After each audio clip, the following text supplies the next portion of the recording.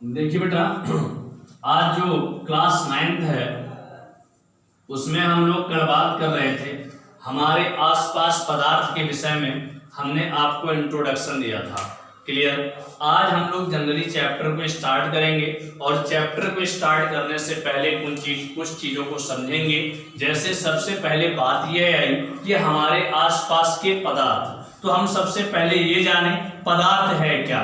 जब ये पता चल जाएगा तो हमें ऑलरेडी मालूम चल जाएगा कि हमारे आसपास जो है उनमें पदार्थ क्या है। बात समझ आ रही है? तो सबसे पहले अगर मैं बात करूं पदार्थ की, इसको अंग्रेजी में हम मैटर कहते हैं। क्या कहते हैं हम? मैटर, सब्सटेंस भी बोलते हैं। हमने जैसे एक जनरल सी बात बताई आपको कि पदार्थ है क्या, तो कहा गया कि जिसमें भार होता है, भार, वेट। बात समझ आ रही है? और जो स्थान को घेरता है, जो जगह को घेरता है, उसे क्या कहते हैं? हम पदार्थ कहते हैं। बात समझ आ रही है? जो जगह को घेरता है और जिसमें भार होता है वही क्या होता है? पदार्थ। हम एक जनरल सी बात बताएं। आप जनरल पेड़ों में देखते हो ना, सबसे शायद हल्का पत्ता पीपल का बोलते हैं, राइट है। अगर उस पीपल के पत्ते को भी हम तोड़ ले, सूखे पत्ते को, और उसको हम ऊपर की ओर फेंके, उसके बावजूद कहां आता है वो? नीचे। कहने का मीन्स जब वो नीचे की ओर आया तो उसमें वेट रहा होगा, वेट के कारण ही अर्थ उसको अपनी ओर क्या करती है? अट्रैक्ट करती है। अर्थ का मीन्स पृथ्वी से है।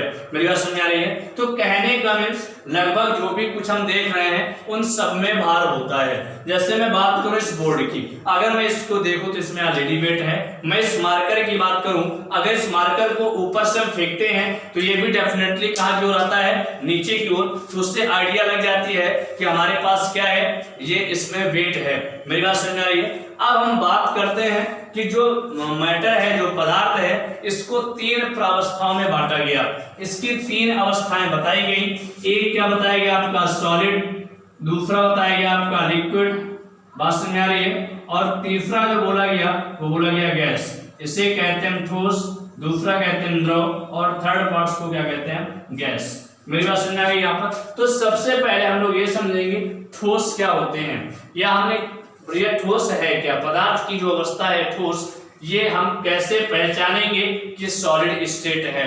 जनरल सी बात समझ आ रही है आपको? तो देखिए, कहा गया कि जिनकी आकृति, देखिए ठोस में जो आकृति और आयतन होते हैं यह दोनों निश्चित होते हैं। क्या क्या?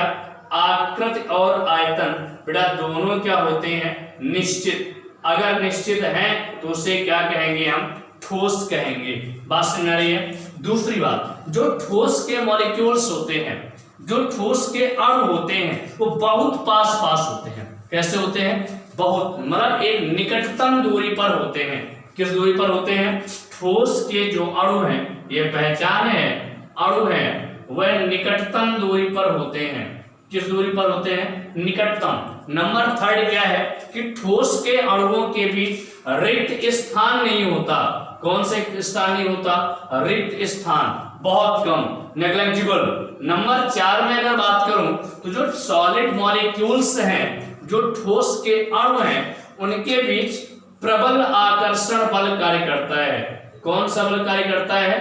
प्रबल आकर्षण बल कार्य करता है। बात समझ आ रही है? अगर मैं नंबर 5 बात करूं सॉलिड मॉलिक्यूल्स, सॉलिड स्टेट की, जो सॉलिड के मॉलिक्यूल्स हैं, तो उसमें ये कहा गया कि इनकी जो ये अपनी अक्ष पर, मतलब जहां पर ये होते हैं वहीं वाइब्रेट करते हैं। वाइब्रेट का मीन्स कंपन करते हैं, जबकि ये मोशन नहीं करते। क्या नहीं करते? गति नहीं करते, फिर वाइब्रेट करते हैं। गति ना करने के कारण इनमें गतिज ऊर्जा नहीं होती। बात समझ आ रही है? स्थितिज ऊर्जा इनकी अधिक होती है। किसकी? सॉलिड मॉलिक्यूल्स की। अब अगर हम एग्जांपल लेकर बात करें, सपोज दैट हम इस मार्कर को ही एग्जांपल बेस पर ले रहे हैं। अब अगर ये मार्कर है हमारे पास, तो हम ये सोचें कि फोर्स लगाकर इसकी स्थिति में परिवर्तन कर सकते हैं, तो बिल्कुल कर। फोर्स लगाने पर ये मार्कर टूट सकता है, लेकिन अगर सोचे इसके आकार में बदलाव कर देंगे तो नहीं कर पाएंगे। मतलब मार्कर की, कहने का मीन्स मार्कर की जो स्थिति है, जो आकृति है वो निश्चित है। अगर मैं इसको रखने की बात करूं, जैसे मान लीजिए यहां पर मैं रख रहा हूं, तो ये जो मार्कर है इसका जो स्थान है वो निश्चित है। जितनी एरिया ये यहाँ घेरेगा आयतन, उतना हम इसे जहां पुटअप कर देंगे यह उतनी ही जगह घेरेगा।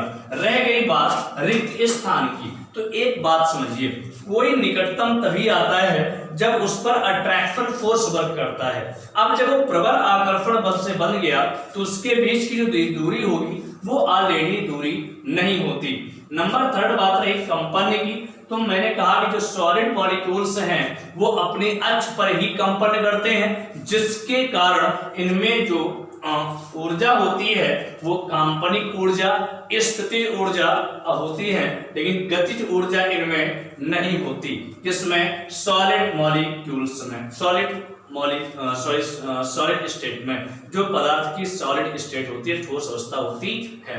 बात समझ आ रही है? एग्जाम्पल में बात करूं, जैसे आपने आयरन लिया, आयरन का मीन्स होता है लोहा, आपने ईंट ले ली, ये सारे एग्जाम्पल किसके हैं? ठोस के। बात समझ आ रही है? अब अगर हम द्रव की बात करें तो द्रव की बताया गया कि जो द्रव होता है, देखो उसमें बहने का गुण पाया जाता है। किसका पाया जाता है? जिसके कारण उसकी आकृति निश्चित नहीं होती लेकिन आयतन निश्चित होता है। द्रव में क्या निश्चित नहीं होती? आकृति निश्चित नहीं होती, लेकिन जो आयतन होता है वह निश्चित होता है। किसमें? द्रव में।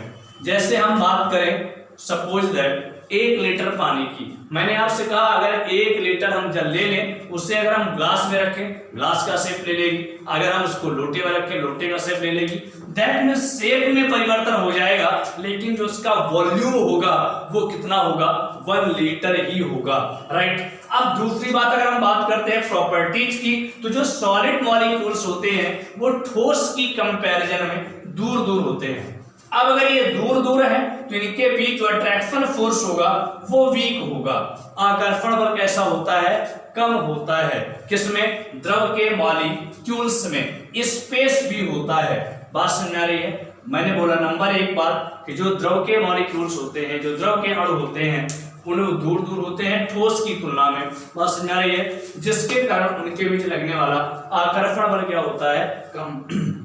अब जो दूर दूर होंगे तो मोशन करते हैं, गति करते हैं। गति करने के कारण इनकी जो गतिज ऊर्जा है वह ठोस से क्या होती है? ज्यादा होती है। द्रव के अणुओं की गतिज ऊर्जा ठोस के अणुओं की गतिज ऊर्जा से ज्यादा होती है और स्थितिज ऊर्जा क्या होती है? कम। बस मेरे ये जनरल प्रॉपर्टीज है। अभी हम लोग आगे बात करेंगे इनके घनत्व पर, बस में आ रही है, इनके गलनांक पर, इनके क्वथनांक पर। या जनरल हम आपको बता दें कि जो ठोस होते हैं उनके गलनांक क्वथनांक कुछ होते हैं। गलनांक के विषय में अभी हम लोग जब स्टेट परिवर्तन पढ़ेंगे, अवस्था परिवर्तन, तो वहां पर हम आपको एक्सप्लेन करेंगे गलनांक, क्वथनांक, हिमांक, हिमीकरण, संघनन आदि के विषय में। बात समझ आ रही है? तो ये थी जनरल हम द्रव को कैसे पहचानेंगे। अब अगर हम बात करें गैस मॉलिक्यूल्स की, तो जो गैस होते हैं, जो गैसीय अवस्था होती है पदार्थ की, इसमें आकृति और आयतन दोनों निश्चित नहीं होते। मैंने आपसे कहा कि अगर हम गैस की बात करें तो गैस के जो मॉलिक्यूल्स होते हैं, जो ठीक है, जो गैसीय अवस्था होती है पदार्थ की, उसमें आकृति और आयतन दोनों निश्चित नहीं होते। नंबर 3, गैस के मॉलिक्यूल दूर दूर होते हैं, बहुत दूर दूर, ठोस और द्रव की तुलना में काफी दूर होते हैं, जिसके कारण वो देखिए मैंने बोला जो अणु होते हैं वो दूर दूर होते हैं। किसमें? गैस में। नंबर 3 मैंने आपसे कहा जो गैसीय अवस्था होती है पदार्थ की, उनके बीच आकर्षण बल नगण्य होता है। क्या होता है? नगण्य, नेग्लिजिबल, बहुत कम आकर्षण बल कार्य करता है। नंबर 3 मैंने कहा इनकी गतिज ऊर्जा बहुत ज्यादा होती है, क्योंकि वो आराम से उनमें अट्रैक्शन फोर्स नेग्लिजिबल होगा, आराम से मोशन करेंगे और मोशन करने के कारण उनमें गतिज ऊर्जा होती है। बस मेरे इनके गलनांक क्वथनांक जो होते हैं, बस मेरे वो बहुत मतलब सबसे कम होते हैं या मान लीजिए नेग्लिजिबल होते हैं। बाकी जो इनके स्टेट परिवर्तन होंगे, गैस के जो सिद्धांत होंगे, इन पे चर्चा हम लोग अगले लेक्चर में आपसे करेंगे।